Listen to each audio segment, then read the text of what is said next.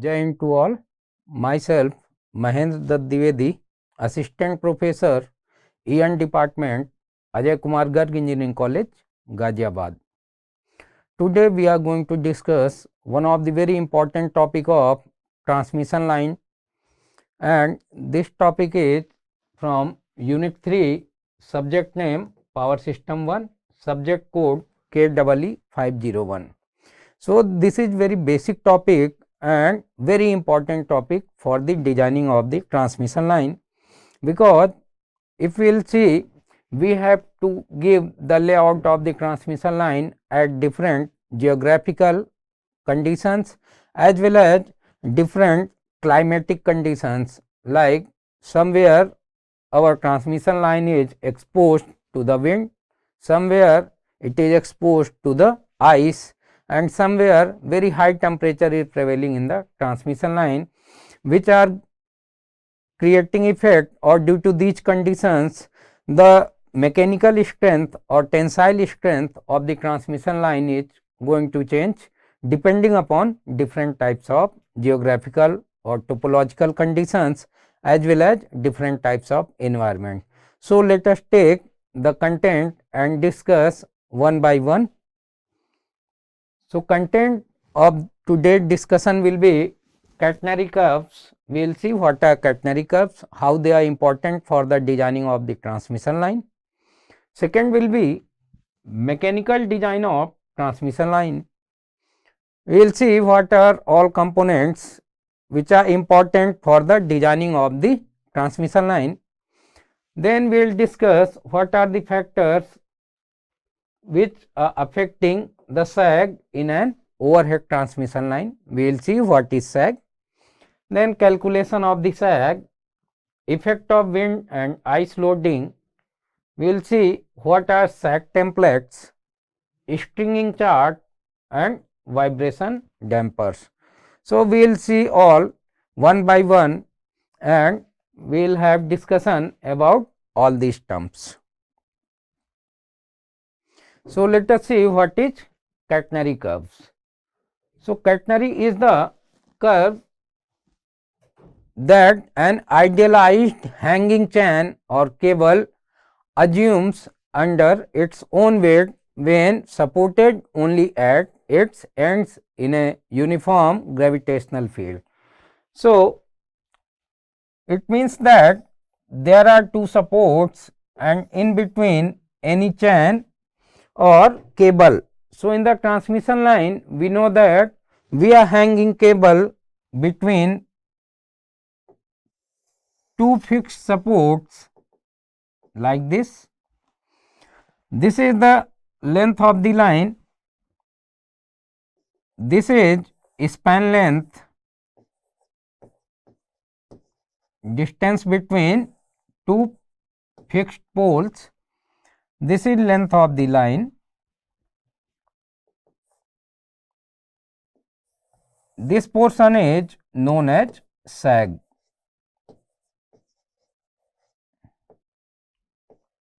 Now, this line is exposed to constant gravitational field or uniform gravitational field. We are assuming that in this complete region gravitational field is uniform. So, when a conductor is suspended between two supports carrying its own uniform weight, so this line is carrying its own weight, the curve formed is called a catenary. So, this curve which is formed is known as catenary.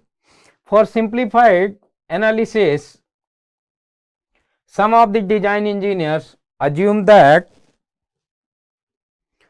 curve is parabolic. So, it looks like parabola, therefore, some of the engineers are assuming parabola. Parabolic approximation is only true if sag is small, if sag is not very large. So, this distance from this point should not be very large as compared with the span length. So, this is the span length, and compared to this span length, if we will see that this is the catenary curve. So, this length of the line is much more than span length. Therefore, when sag will be very small, then we can say parabolic approximation can be taken. So, length which happen mostly on distribution lines, although the formula is quite complex, it is always recommended to follow catenary calculations. So, let us see mechanical design of transmission line. So, as we have seen earlier, these are the fixed poles, in between there is a hanging cable. Normally for transmission line we are not using cable, rather we are using bare conductors, and this is the ground clearance, and this length is known as sag. This is the span between fixed point in the poles. So, sag is the difference in level between the points of supports and lowest point on the conductor. This is known as sag. Span is the distance between two intermediate supports for a structure, example a beam or a bridge. So, let us see what are all factors which affect the sag in an overhead line. So, weight of the conductor, this effect affects the sag directly. Later on we will see the formula of the sag. There we will find out how weight is directly proportional to the sag. It means that greater will be the weight of the conductor, greater will be the sag in that particular line. So, heavier the conductor, greater will be the sag. In locations where ice formation takes place, in hilly area or wherever there is icing, so we can say that there will be more weight on the conductor and sag will increase. So, ice formation takes place on the conductor, this will also cause increase in the sag, because ultimately conductor has its own weight, and along with that ice weight will also be added in the conductor weight. So, second point is length of the span. This also affects the sag. Sag is directly proportional to square of the span length. Why? Because greater will be the length between the poles. So, there will be more sag, because tensile strength or tension appearing at the contacts, fixed contacts in the poles, that will be more if weight of the conductor will be more. So, in this way we can say, depending upon whether if we will see in the summer season or in the winter season. So, in the summer season elongation of the wire will take place, and in the winter season contraction will take place. So, in this way length of the span is directly proportional to square of the span length. Sag is directly proportional. So, working tensile strength, sag is inversely proportional to the working tensile strength of the conductor if other conditions such as temperature, length of span etc. remain the same. So, we will see from the formula. Next is temperature. So, all metallic bodies expand with the rise in temperature, we all know that, and therefore, the length of the conductor increases with rise in temperature, and so does the sag. So, if temperature will increase, length of the conductor will also increase, and if length of the conductor will increase, sag will also increase. It also depends upon weather conditions, like if there is more wind in that particular area, so sag will also increase or decrease depending upon the velocity of the wind. Similarly, icing effect, if there will be more ice on the conductor surface, weight will increase and therefore sag will also increase. So, elasticity of the conductor, it also affects the sag of the line.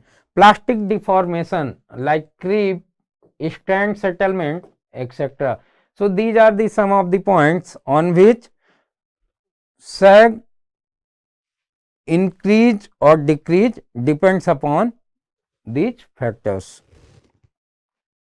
So let us see calculation of the sag. We have taken one simple example with this is the length of the span and this is the middle point. So this is given by L by 2 and L by 2.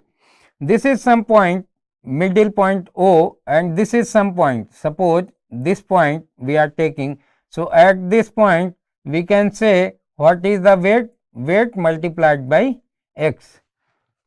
So consider a point P on conductor, taking the lowest point O as the origin. Let the coordinates of point P be x and y. So this point is x and this is y.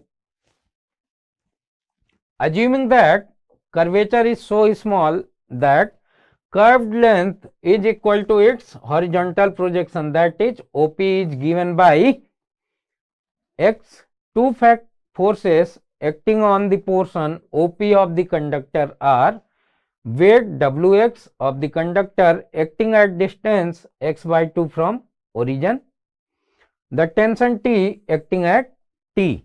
So tension T acting at T, where L is the length of the span, this is L. W is the weight per unit length of the conductor, W. T is the tension in the conductor.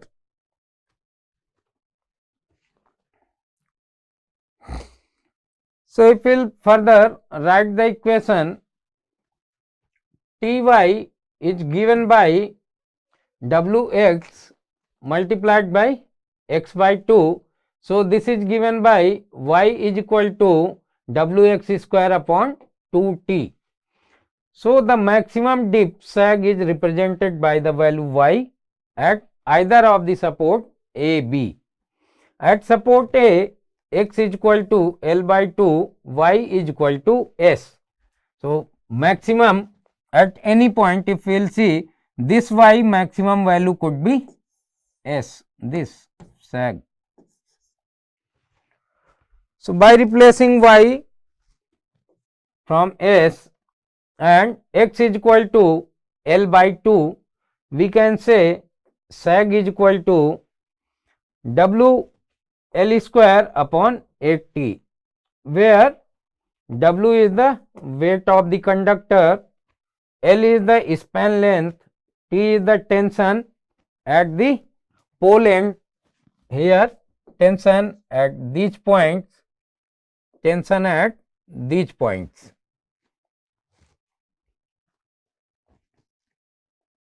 So this is the final formula for the sag. So whatever factors we have taken, if we are taking this value constant, so sag is directly proportional to weight of the conductor, sag is directly proportional to span length L square, sag is inversely proportional to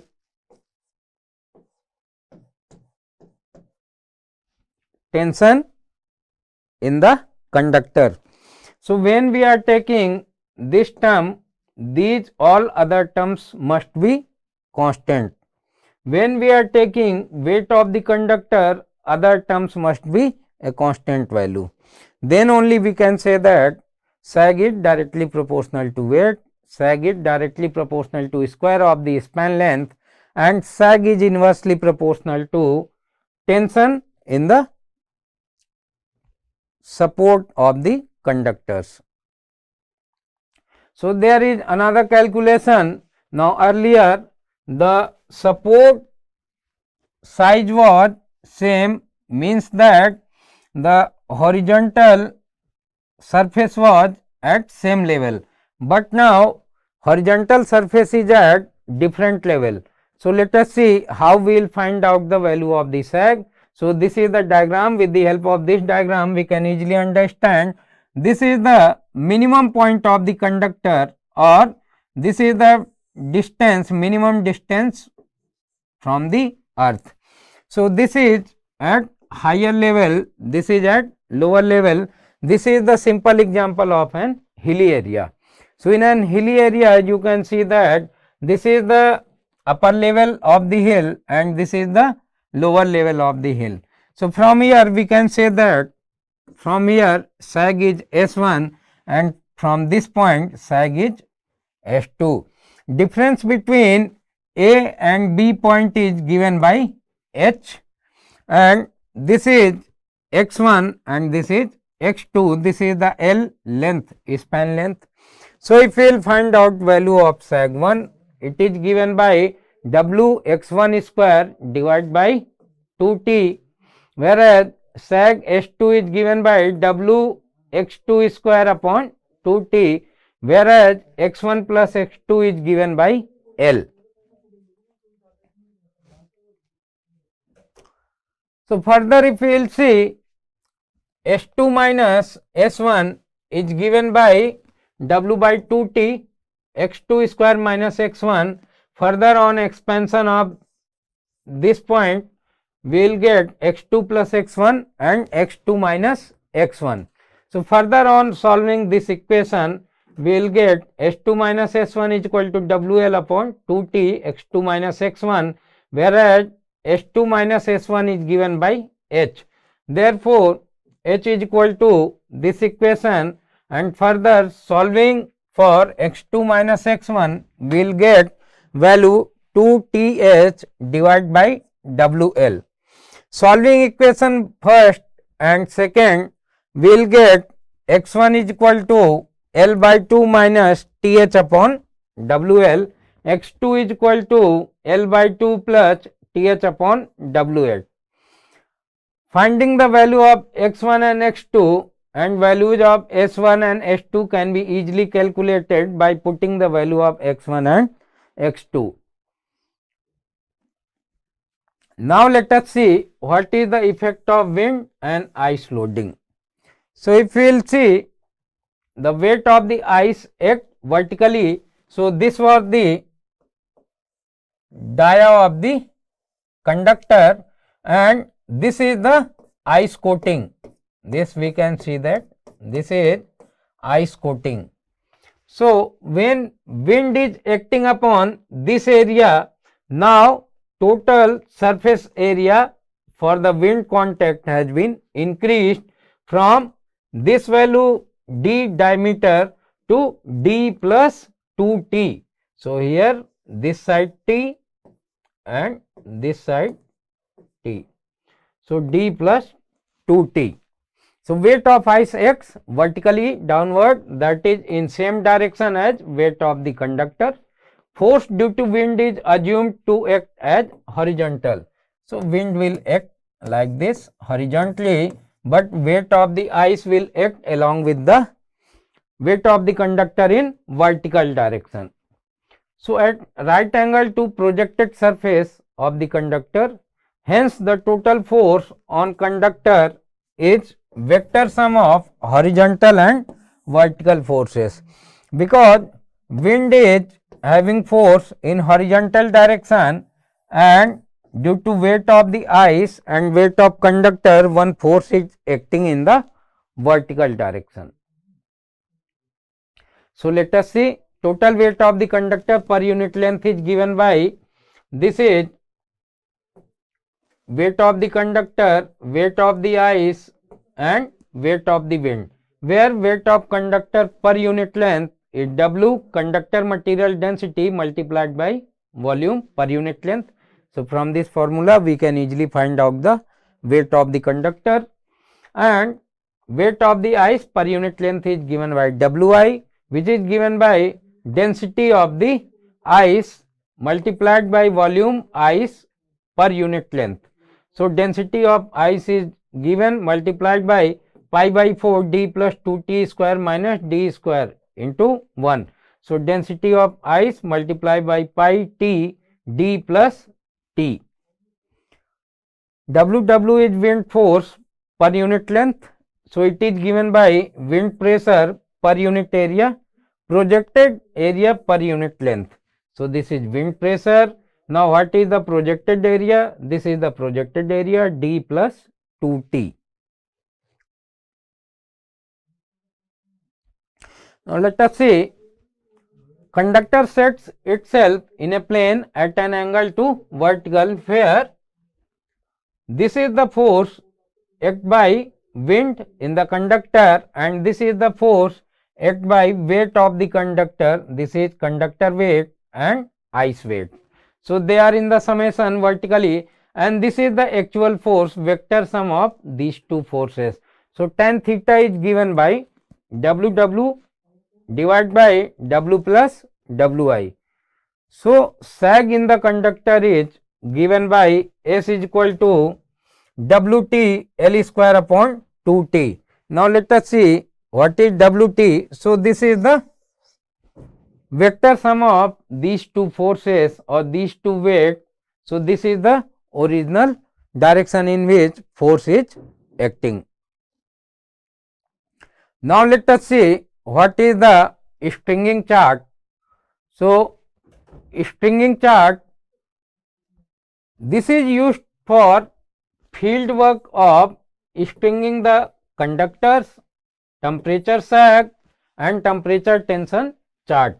So this is the temperature, and here we are taking sag as well as tension.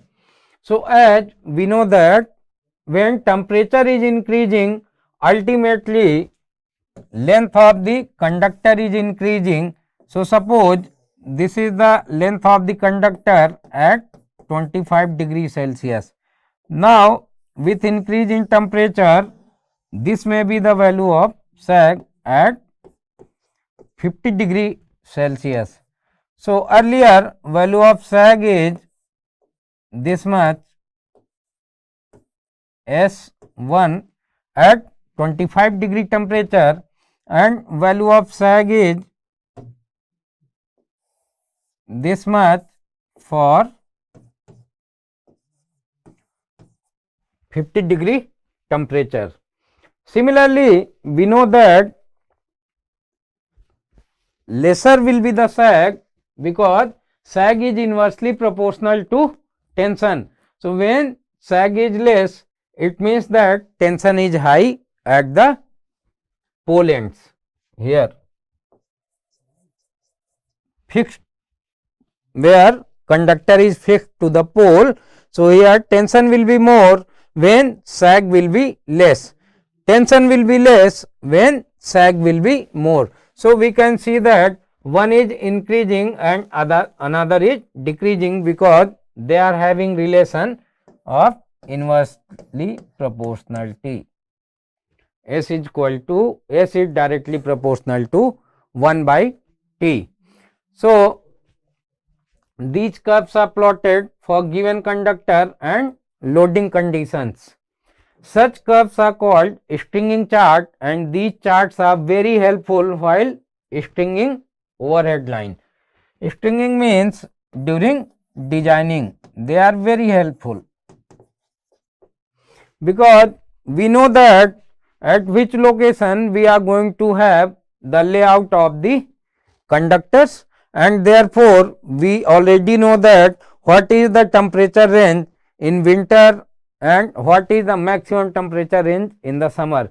So we have to look after all these conditions, then only we are going to have the layout of the transmission line in that particular area. So this is one of the very important chart for the layout of the transmission line. So let us see what is vibration and vibration damper in the transmission line.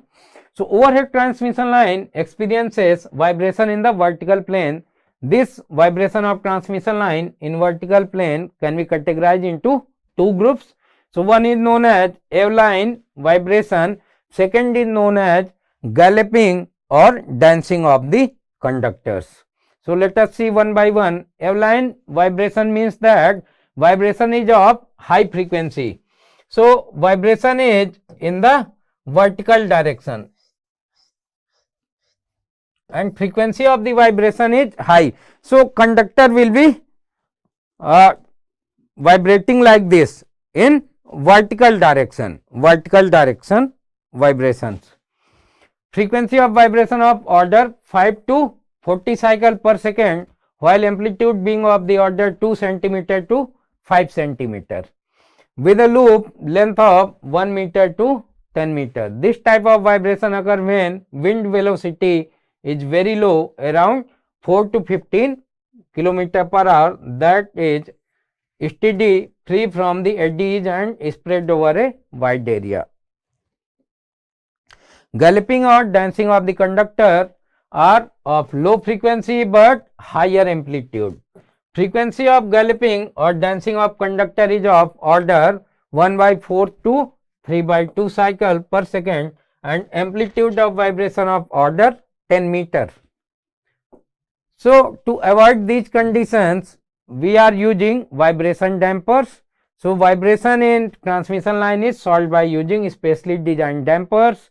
A damper is basically a device which is so designed to absorb the vibration energy and prevent vibration in the transmission line. So, these are stock bridge dampers which are fitted in the transmission line. We can see this is weight which is fitted in the conductor. Stock bridge damper consists of two hollow weight of special shape fixed at either end of the length of the line and fastened to the line by aluminum clamp. Weights in stock bridge damper are of galvanized iron or in smaller size of the damper, that is zinc is used in the damper. Damper is enclosed in an enclosure to prevent any ingress of the water or dirt. So, this was all about today's discussion about the mechanical design of the transmission line. We have almost discussed each and every parameter which is important to know for the designing of the transmission line. Thank you very much. Jai Hind.